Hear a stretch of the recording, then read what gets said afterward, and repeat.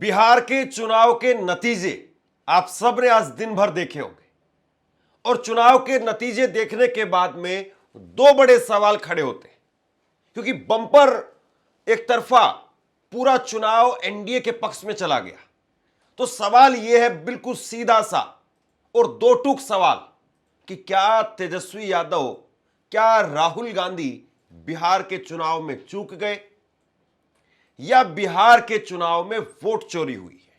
यह सीधा सा और सिंपल दो टूक सवाल है। सवाल यह भी है कि अमित शाह से कई बार पूछा गया कि आपकी कितनी सीटें आ रही हैं। अमित शाह जी ने दूसरे चरण की वोटिंग से पहले खुद कहा एएनआई को इंटरव्यू देते हुए कि 160 सीटों के साथ में बिहार में बीजेपी की सरकार बनने जा रही है।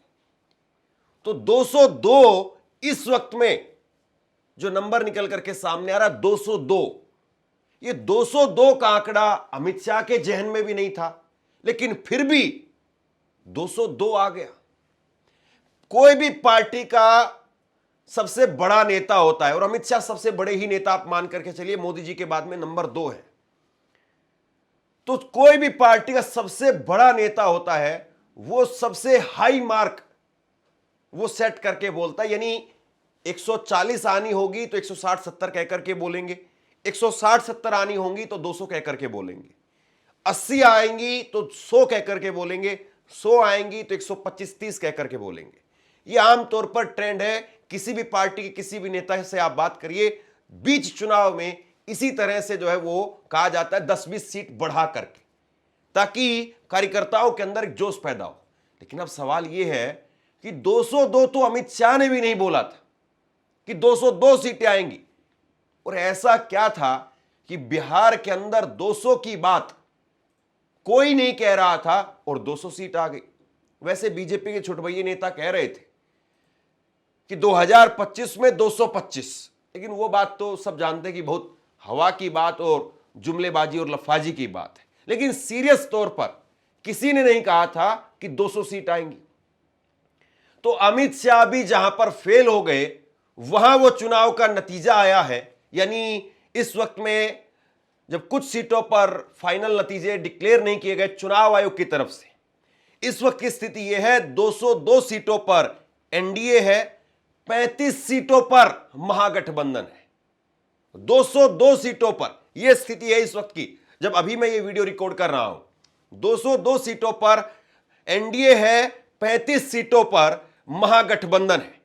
और इसमें बीजेपी 90 पर बीजेपी, 84 पर जेडीयू, 19 पर एलजेपी और 9 सीटों पर अन्य, जिसमें हम पार्टी और आरएलएम दोनों है। वहीं 25 पर आरजेडी, 6 पर कांग्रेस, वीआईपी का खाता नहीं खुल पाया, 4 पर अन्य है। 202 और 35, इसको आप क्या कहेंगे? यानी ये एक ऐसा नंबर है जो बिल्कुल अप्रत्याशित था, यानी इस पर कोई यकीन नहीं कर पा रहा था। और इसीलिए मैंने कहा कि सीधा और दो टूक सवाल, कहां चूक गए राहुल गांधी, कहां चूक गए तेजस्वी यादव, चूके हैं या नहीं चूके हैं, यह भी सवाल है। वोट चोरी हुई है या नहीं हुई है, यह भी सवाल है। अब इस पर दर पर्थ मुझे क्या कारण समझ में आते हैं, पहले उस पर बात करते हैं। वोट चोरी पर अगले हिस्से में बात करते हैं। पहले बात करते हैं कि क्या वाकई राहुल गांधी और तेजस्वी यादव चूक गए हैं। देखिए, बीजेपी के अंदर कमी देखने से पहले या दूसरे किसी आदमी में कमी देखने से पहले एक कहावत है, अपने गिरीबान में झांकना। तो पहले कांग्रेस पार्टी या आरजेडी वो बीजेपी के बारे में बुराई करे, मुझे लगता है कि कुछ चीजें उनको अपने गिरीबान में झांक करके भी देखनी चाहिए।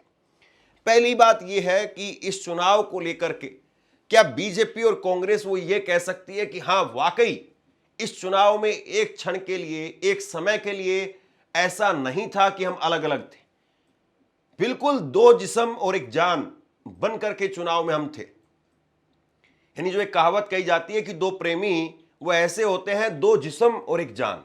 ऐसा तो नहीं होता है कि दो अलग अलग पार्टियां हैं और वो इस तरीके से हो जाए, लेकिन फिर भी चुनाव जब हो रहा है और आपके सामने बीजेपी है, तो क्या आपको मैसेज ये देना चाहिए कि हम बिल्कुल एक हैं, या आपको मैसेज ये देना चाहिए कि हां ये है, हां वो है, हां ऐसा है, हां वैसा है? कुछ बातें समझिए। राहुल गांधी, तेजस्वी यादव वोट अधिकार यात्रा निकालते हैं 17 अगस्त से और 1 सितंबर तक यात्रा चलती है। इस यात्रा के दौरान दोनों नेता एक साथ रहते हैं, कांग्रेस के तमाम बड़े नेता आते हैं, पूरा माहौल बनता है। तेजस्वी यादव आते, अखिलेश यादव आते हैं, कांग्रेस के तमाम दूसरे प्रदेशों से नेता आते हैं, पूरा एक माहौल तैयार किया जाता है। लेकिन फिर क्या हुआ? फिर यह हुआ कि ये 15-16 दिनों की यात्रा के बाद में 55 दिनों का गैप आ गया। यानी चुनाव आपको तैयार करना है, चुनाव आपको खड़ा करना है, और चुनाव में आप बाउंड्री लगा करके, यानी घर के अंदर घर बनाना जहां आपको, वहां पर आप बाउंड्री खींच करके और छोड़ करके चले गए। बाउंड्री हो गई थी, बाउंड्री होने के बाद में सामग्री आ गई थी, सब कुछ हो गया था। फिर आपको क्या करना था? फिर आपको यह करना था कि साहब नींव खोदनी थी, नींव खोदनी थी, मकान की शुरुआत करनी थी। लेकिन आपने बाउंड्री एक बनाई कि हाँ ठीक है, हम इस दायरे में रह करके खेलेंगे, इस दायरे में रह करके लड़ेंगे। हालांकि वैसे घर बनाते तो बाउंड्री बाद में होती है, लेकिन फिर भी एक समझने के लिए मैं आपको बता रहा हूं। यानी जो इमारत उस पर खड़ी करनी थी, जो आपने आधार तैयार किया, उस पर जो इमारत खड़ी करनी थी, उसमें तो आप नींव खोद करके वापस चले गए। और आप समझते हैं, जानते हैं, कहीं पर भी नींव खोद करके आप कुछ समय के लिए छोड़ दें तो फिर बारिश होगी, आंधी आएगी, बच्चे खेलेंगे, और वो नींव में वो उसी की मिट्टी जो निकाल करके आपने बाहर डाली फिर वहीं गिर जाती है। यानी कुल मिलाकर के जो माहौल आपने तैयार किया, वो माहौल फिर से वहीं पर आकर के रह गया। फिर उसके बाद में सीट बंटवारे को लेकर के पहले चरण की आखिरी दिन और दूसरे चरण तक मैं कहूं, बातें खिंचती हुई चली गई। आज देखिए एक एक सीट के लाले पड़ रहे हैं। आज 6 सीटों पर कांग्रेस है और 25 सीटों पर आरजेडी है। वीआईपी का खाता नहीं खुला है। मुकेश सहनी मुंह फुला करके बैठ गए थे कि डिप्टी सीएम बनाओगे तब बात करेंगे। उनके डिप्टी सीएम के चक्कर में मुसलमान, वो एक सवाल खड़ा हो गया कि आप 2% को दे रहे हैं जो है वो डिप्टी सीएम, और हमको दे रहे हैं कद्दू। तो ये जो है वो नारा निकाला गया, 14% को मुसलमानों को आप कद्दू दे रहे हैं। फिर आपका हाल देखिए क्या हुआ। एमआईएम जो है उसका प्रदर्शन वो कांग्रेस के मुकाबले में अच्छा है। तो जिस तरीके से आपको सीट बंटवारे को लेकर के फिर घोषणा करनी चाहिए थी, इतनी लंबी उसकी कहानी खींच दी गई कि समझ में नहीं आया। इतना लंबा खींच दिया गया सीट बंटवारे को लेकर के। फिर सीट बंटवारा चलिए जैसे तैसे करके हो गया। फिर हुआ कि तेजस्वी यादव के नाम का ऐलान कब होगा। अब तेजस्वी यादव के नाम का ऐलान नहीं हो रहा था। फिर तेजस्वी यादव के नाम का ऐलान भी कर दिया गया जैसे तैसे करके। लेकिन अब उसमें भी प्लस माइनस है कि क्या तेजस्वी यादव के नाम के ऐलान के साथ ही बीजेपी को मुद्दा मिल गया कि जंगल राज जंगल राज जंगल राज। अब यहां पर यह बात उठ रही है कि कांग्रेस यहां पर सही थी, कृष्णा अलवरू कांग्रेस के प्रभारी थे, वो ठीक थे कि सीएम का नाम का घोषणा नहीं करनी चाहिए थी। अब सीएम के नाम की घोषणा कर दी तो जंगल राज की बात उठ गई।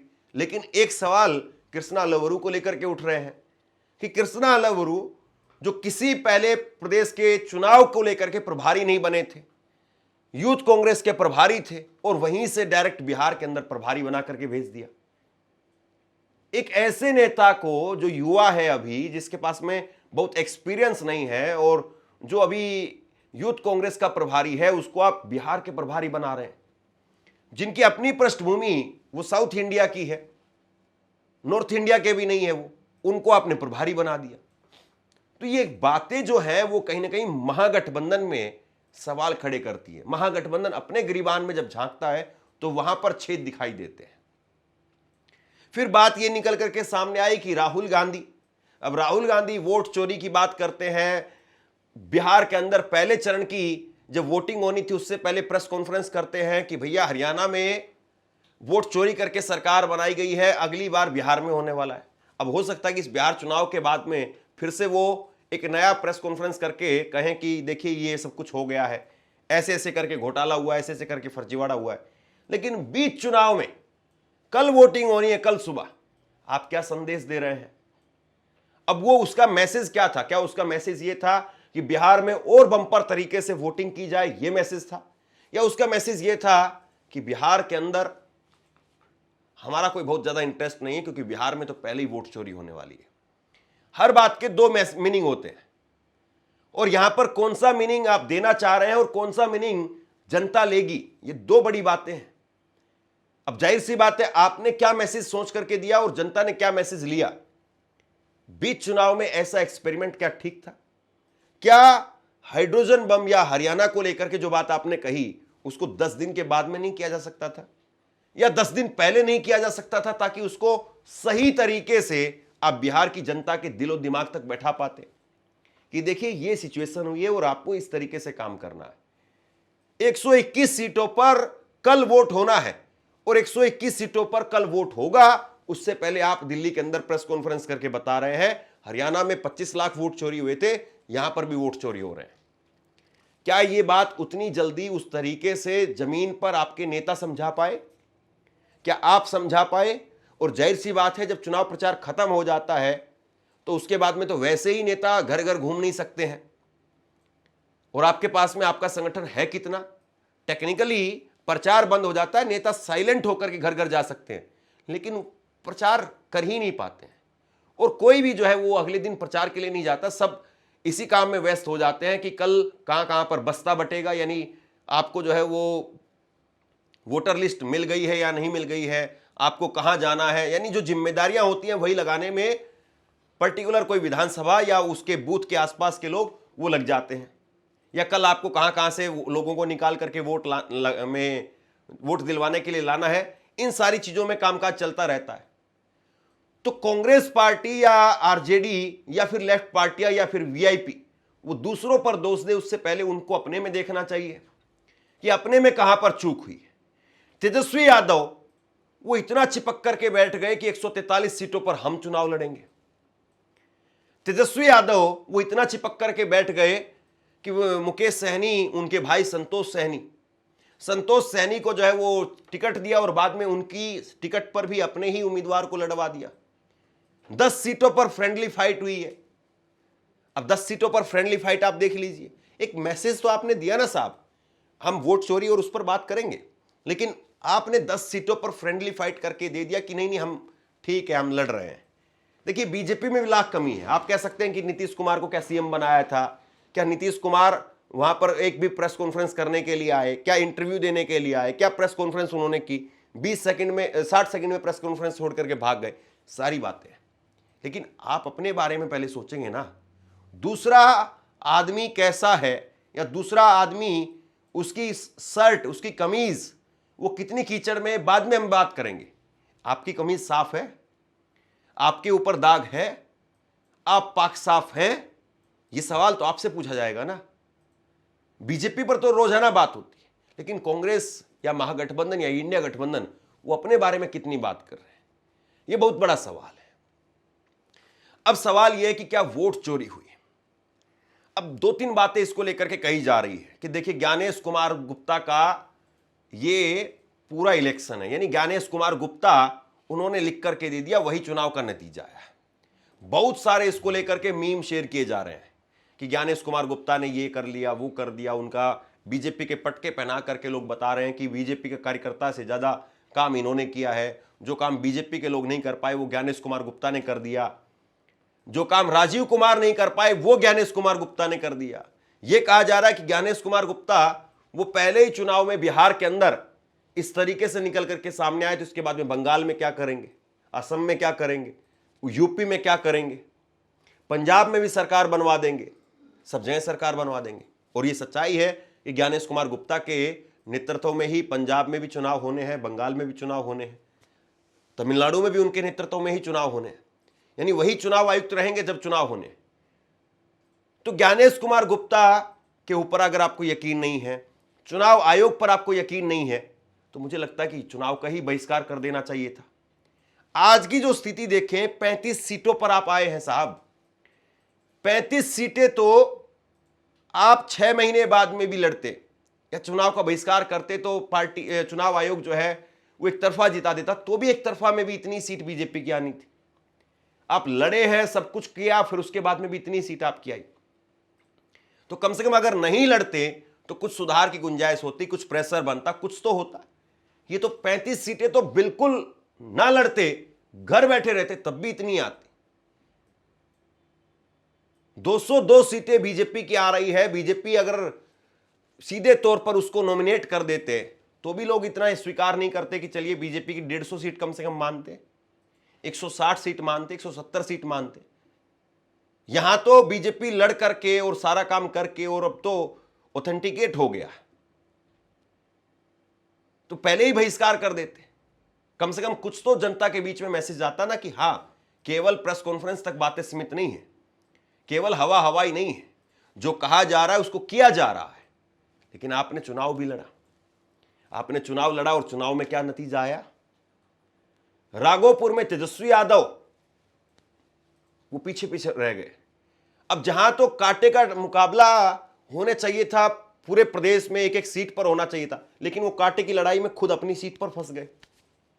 अब बताइए इसको क्या कहा जाए? महुआ में तेजस्वी यादव अपने भाई के लिए प्रचार करने के लिए चले गए। एक सीट पर तेज प्रताप जीत जाते तो जीत जाते, क्या दिक्कत थी, लेकिन अपने भाई की सीट पर जाकर के चुनाव प्रचार करने के लिए चले गए। क्या मैसेज दे रहे थे आप? पहली बात तो यह है कि भाई भाई के बीच में उस तरह का चुनाव के बीच में जो कुछ हुआ तेज प्रताप और तेजस्वी के बीच में, या पार्टी से जैसे निकाला गया, घर से निकाला गया, होना ही नहीं चाहिए था। हो गया था तो हो जाने दीजिए, फिर उसको, उस चैप्टर को खत्म कीजिए, उस पर मिट्टी डाल दीजिए। लेकिन आपने बीच चुनाव में वहां जाकर के प्रचार करके माई बाप है पार्टी, ये है, फिर से उसको कुरेद दिया। उस एक सीट के चक्कर में आपने फिर से जो है वो लोगों के अंदर वही मैसेज डाल दिया। क्या कर रहे थे आप? किस तरीके से आप चुनाव लड़ रहे थे?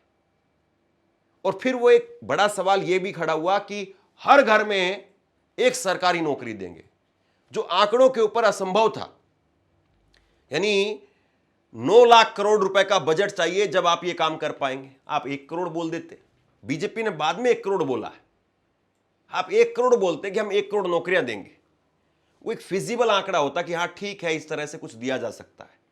2.5 करोड़ परिवार है बिहार के अंदर, 2.5 करोड़ नौकरियां आप दे कैसे देंगे? 1 करोड़ के नाम पर भी तो नैरेटिव बन जाता, नैरेटिव ही तो बनाना था। और सच्चाई है ये, बीजेपी 1 करोड़ बोल रही है आज कि 1 करोड़ नौकरियां हम देंगे। बीजेपी 40 लाख नौकरियां भी दे दे तो बहुत बड़ी बात होगी। 5 साल के बाद में फिर से हम ग्राउंड रिपोर्टिंग के लिए जाएंगे, पूछेंगे लोगों से, सरकारों से पूछेंगे कि बताइए जरा किस किस महकमे में आपने नौकरी दे दी। और फिर बाद में कहा जाएगा फलां जगह पर माचिस बनती है, फलां जगह पर रोड बन रहा है, ये हो रहा है, उन सबको नौकरियों में गिन दिया जाएगा। सीधे तौर पर बीजेपी 40 लाख नौकरियां नहीं दे पाएगी, इतना स्पष्ट जनादेश होने के बावजूद।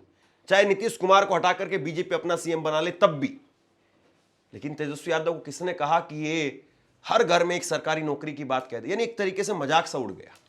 हाँ, उन्होंने ये जरूर किया कि उसके सहारे एक नैरेटिव सेट हुआ कि हां नौकरियों की बात हो रही है।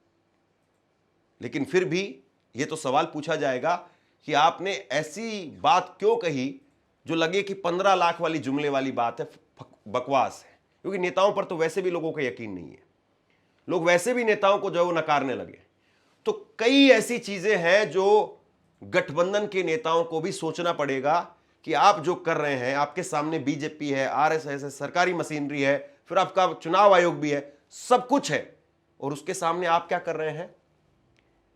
आप पानी और दूध के तरीके से मिलकर के चुनाव लड़ रहे हैं, या पानी और तेल के तरीके से, कि दोनों बिल्कुल अलग अलग तैर रहे हैं, नंगी आंखों से हर कोई देख सकता है कि इन दोनों के अंदर कोई मेल नहीं है, दोनों अलग अलग हैं। ये या पानी और दूध के तरीके से आप मिल करके चल रहे हैं? ये महागठबंधन के नेताओं को सोचना पड़ेगा। और चुनाव में 1 दिन जाकर के, 2 दिन जाकर के प्रचार करके, 4 दिन प्रचार करके काम नहीं चलेगा। राष्ट्रीय स्तर के नेताओं को भी देखना पड़ेगा। राहुल गांधी जाएंगे, 4 रैली करेंगे, फिर दिल्ली, फिर प्रियंका गांधी जाएंगी, 4 रैली करेंगी और फिर दिल्ली। क्या इससे काम चलेगा? क्या इससे आप बीजेपी को हरा पाएंगे? क्या बीजेपी इतनी हल्की पार्टी है? क्या बीजेपी इस तरीके से चुनाव लड़ती है? कैंप करना पड़ेगा आपको 10 दिन का, 15 दिन का, कि बिहार से निकल करके नहीं जा रहे हैं। एक मैसेज जाए लोगों के अंदर कि हां, राहुल गांधी 20 दिनों से बिहार में पड़े हुए हैं। छोड़ दीजिए बाकी सब काम देश दुनिया के, कि भैया अभी बिहार का इलेक्शन है, बाकी किसी स्टेट में कोई इलेक्शन नहीं है, बाकी मेरा कोई प्रोग्राम नहीं, आप विदेश चले गए। नैरेटिव तो बनता है ना साहब। आप 15 दिन बाद में अब विदेश चले जाते, सरकार बनती आपकी, शपथ दिलवाते, खूब विदेश घूमते, फिर आपके जिस स्टेट में इलेक्शन है, मान लीजिए 4 स्टेट में एक साथ इलेक्शन, तब समझ में आता है कि एक स्टेट से दूसरे स्टेट जाना आपकी जिम्मेदारी है। लेकिन अगर एक ही स्टेट में या 2 स्टेट्स में इलेक्शन हो रहा है तो आप वहीं पर कैंप करिए, वहीं पर डेरा डाल करके बैठिए, वहीं पर झंडा तंबू गाड़ करके बैठिए कि 15 दिनों तक इसी स्टेट में रहूंगा। क्यों नहीं कर सकते आप? 15 दिनों के लिए आप उस स्टेट को छोड़ करके क्यों भाग रहे हैं? उसी स्टेट में रहिए, दिन में 2 रैलियां 4 रैलियां करिए, रात में लोगों से मुलाकात करिए, कार्यकर्ताओं से मुलाकात करिए, जो बागी है उनको मनाइए, जो टिकट चाह रहे थे उनको टिकट नहीं मिला, वो घर में बैठ गए हैं, साइलेंट हो गए हैं, उनको जगाइए। जब तक आप ये नहीं करेंगे तब तक खाली वोट चोरी या बीजेपी को दोष देना क्या उससे संभव हो पाएगा? खुश हो जाएंगे लेकिन मुझे लगता है कि परिणाम नहीं बदल पाएंगे। परिणाम बदलना है तो चीजें भी बदलनी पड़ेंगी। बाकी आप लोग बताइए, क्या वाकई तेजस्वी यादव और राहुल गांधी वो चूक गए, वोट चोरी हुई है? नीचे कमेंट बॉक्स में अपनी राय लिख करके जरूर बताइए। इस खबर को शेयर कीजिए। धन्यवाद।